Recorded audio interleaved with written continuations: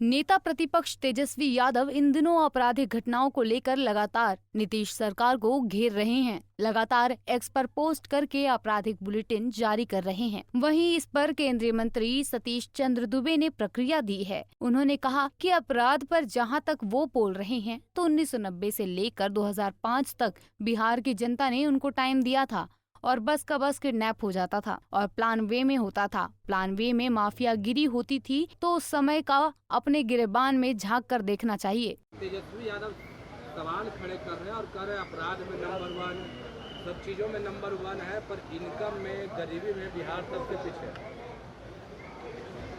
गरीबी में सबसे पीछे है।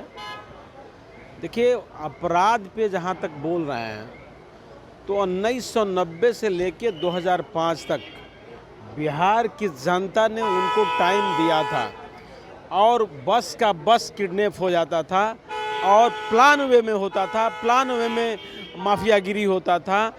तो उस समय इनको अपने गिरवान में झांक के देखना चाहिए।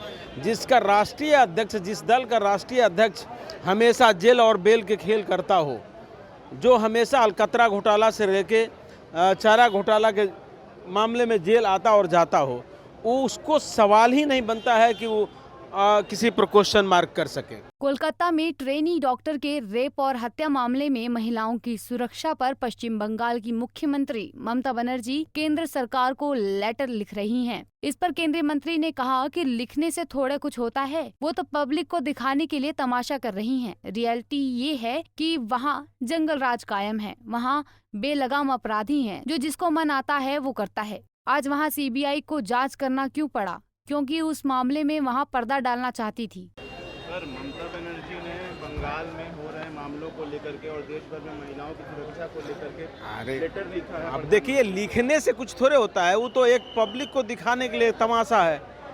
रियलिटी है कि वहाँ जंगल राज कायम है, वहाँ बेलगाम अपराधी हैं, जो जिसको मन करता है जब करता है करती हैं। और आज सीबीआई जांच कराना क्यों पड़ा?